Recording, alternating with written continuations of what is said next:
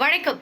உங்களுடைய வாழ்க்கையில உங்களுடைய உணர்வுகளுக்கு மதிப்பு கொடுக்காத ஒரு இடத்துல தயவு செஞ்சு ஒரு நிமிஷம் கூட நிக்காதீங்க. அந்த இடத்துல நீங்க போய் நின்னதுக்கப்புறம் உங்கள மதிக்காத, உங்கள திரும்பி கூட பார்க்காம, உங்கள ரெஸ்பான்ஸ் பண்ணாம, உங்கள ஒரு புழு மாதிரி நடத்தக்கூடிய அந்த இடத்துல தயவு செஞ்சு சொல்றேன், உங்களோட கால் செருப்ப கூட கழட்டி விட்றாதீங்க. அவங்க கிட்ட போய் ஏன் என்கிட்ட பேசல, ஏன் என்னை உதாசீனப்படுத்துறன்னு வாயை திறந்து ஒரு வார்த்தை கூட கேட்காதீங்க.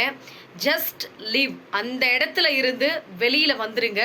ஒரு வார்த்தை கூட பேசாம அமைதியா நீங்க வெளியில வர்றீங்க பாத்தீங்களா, அதுவே அவங்களுக்கு நீங்க கொடுக்கக்கூடிய மிகப்பெரிய வார்த்தையா நினைச்சுக்கோங்களேன்.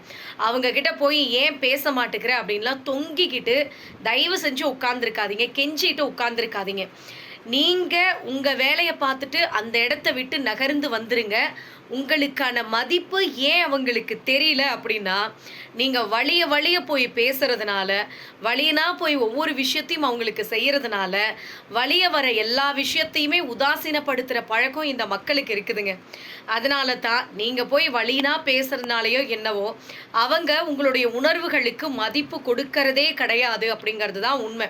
ஸோ உங்களுடைய வாழ்க்கையில உங்களுக்கு மதிப்பு இல்லாத, உங்களுடைய உணர்வுகளுக்கு மரியாதை கொடுக்காத ஒரு இடத்துல தயவு செஞ்சு நிக்காதீங்க. நான் சொல்றது உங்களுக்கு கரெக்ட்டா தோணுச்சு அப்படின்னா மறக்காம கமெண்ட் பண்ணுங்க. நன்றி, வணக்கம்.